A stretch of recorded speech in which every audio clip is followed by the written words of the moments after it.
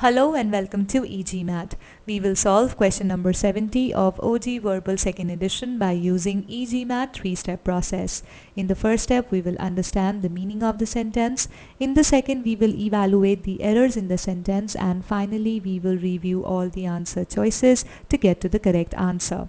So let's begin. The gyrfalcon, an Arctic bird of prey, has survived a close brush with extinction. Its numbers are now 5 times greater than when the use of DDT was sharply restricted in the early 1970s.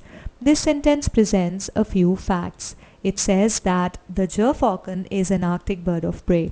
It had gone very close to extinction but succeeded in surviving. The number of this bird is 5 times greater now than in the early 70s when the use of DDT was highly restricted. Now let us evaluate the errors by splitting this sentence into its clauses. So here comes the first clause. The gyrfalcon, an Arctic bird of prey, has survived a close brush with extinction. Here the gyrfalcon is the subject and has survived is the verb. After semicolon, we have another clause that reads, its numbers are now 5 times greater than. Here its numbers is the subject and are is the verb. Presence of when brings us to another clause that reads, when the use of DDT was sharply restricted in the early 1970s. Here the use of DDT is the subject and was restricted is the verb.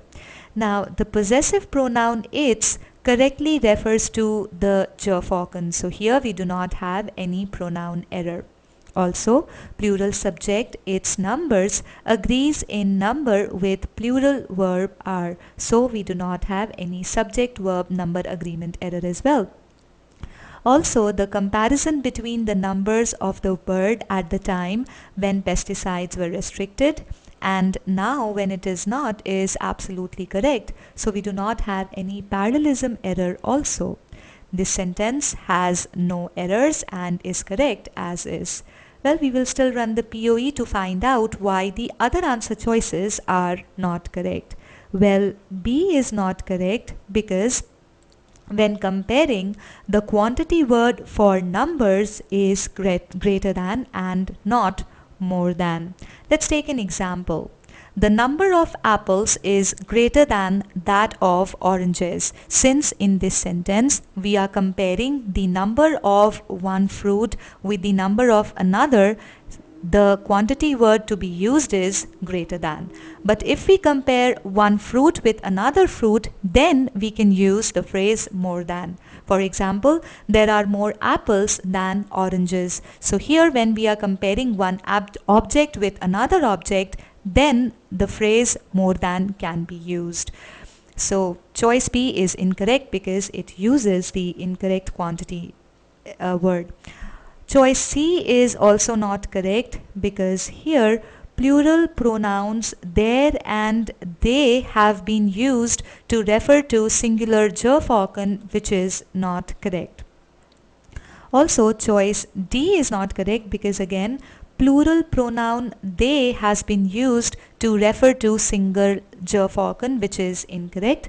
Also, this phrase now with seems to modify extinction, which is absolutely nonsensical. So these two errors make choice D incorrect.